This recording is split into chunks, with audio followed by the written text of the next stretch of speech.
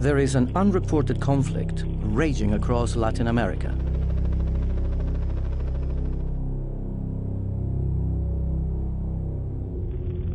From Brazil to Uruguay, Paraguay and Argentina, vast swathes of forest are being destroyed and people are being forced from their land.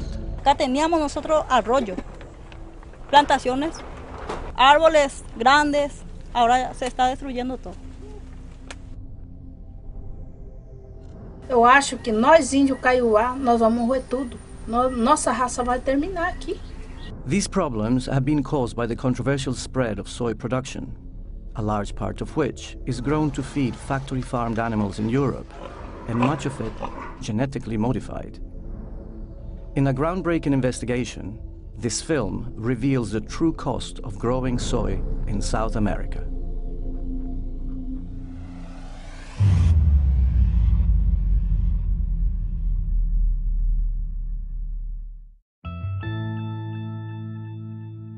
In Paraguay alone, over 2.6 million hectares of land are used to grow soya, and the effect of this on local communities has been devastating.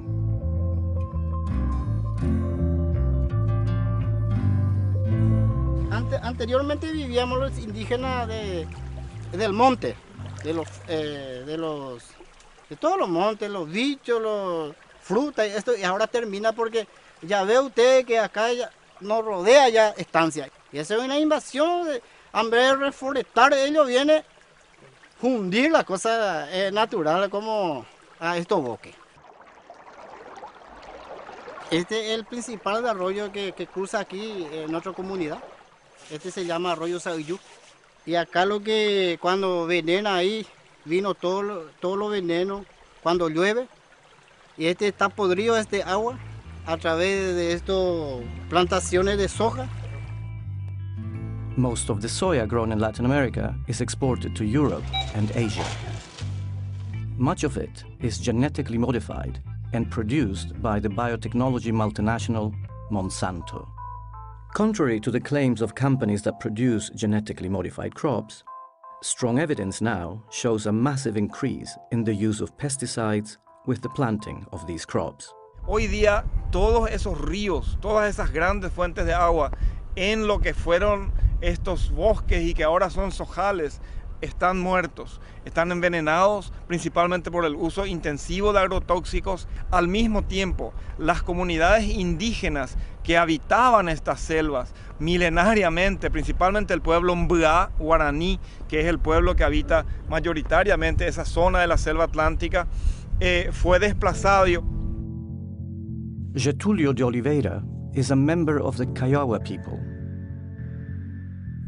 Então, com o veneno de estragar cada vez mais forte, veneno cada vez mais dificuldade. Então, isso é nosso sofrimento aqui. E não tem como para a gente também, a mata também, que protege o nosso solo também, né? Não tem mais mata, tem só. Não tem onde a água cada vez vai sumindo, né? Se não tem nada, a criança passa mal. A criança sente fome, tem tempo sem comida, né? E onde o pai, a mãe, a gente vai na cidade procurar o recurso, ele fala, não, o índio está procurando lixo para comer. Não é isso que nós pensamos, nós estamos procurando comida. E eles falam, aquele que tem, eles falam que nós estamos procurando lixo ainda. Não é, talvez, como não tem espaço mesmo, nós não podemos fazer nada. Experts claim that the rapid spread of soya farming has given rise to a new breed of brutal and intimidatory tactics by the soy industry. Land is being transferred from indigenous peoples and small farmers to large landowners and agribusiness, reducing the availability of staple crops and taking away from local communities any control of growing their own food crops. Community groups estimate that 90,000 families in Paraguay are forced to move away from their ancestral lands every year to make way for soy plantations. La pérdida de soberanía alimentaria es quizás el impacto más inmediato que se tiene sobre la mayoría de las familias pobres que debieron salirse del campo y venir a las ciudades, a las que nosotros los llamamos desplazados internos. La forma más horrible, digamos, sea la de las fumigaciones aéreas y con estos grandes tractores, digamos. Cuando una comunidad se resiste a vender su tierra, o cuando una familia, peor aún, se resiste a vender su tierra, todos sus alrededores son fumigados, ya sea con el glifosato, el Roundup, o con el paraquat. These chemicals are increasingly being linked to a host of health problems, including skin rashes, diarrhea, vomiting, genetic malformations, loss of sight, and even death. Se estima que son aproximadamente unos 20 millones de litros de agrotóxicos potentes que son arrojados en la región oriental del país cada año, 20 millones de litros, con la consiguiente contaminación de todo lo que encuentre, la muerte de fauna y flora local, nativa, abejas, animales domésticos, cultivos de autoconsumo se ven afectados por el herbicida, y todo esto va atentando contra la posibilidad de arraigo que pueda tener una familia en esas comunidades. Petrona Villas-Boas knows the dangers of living close to soya farms all too well. In 2003, her son, Silvino Talavera, was sprayed with chemicals as he cycled back from the village. Después vino el doctor, 8:30 por ahí, y miraba a Silvino y le dije, señora, ¿qué pasó en su hijo? Su hijo está totalmente envenenado, su hijo totalmente tenía unos tóxicos altamente peligrosos. Ahí yo ya metí mi cabeza y lloraba, desesperada ahí, y ya no podía caminar más, ¿verdad? Y grande es mi hijo. Y después, ¿qué pasó? Mi hijo está totalmente paralizado ya. Y a las 3 ya Silvino ya murió, ya no podía.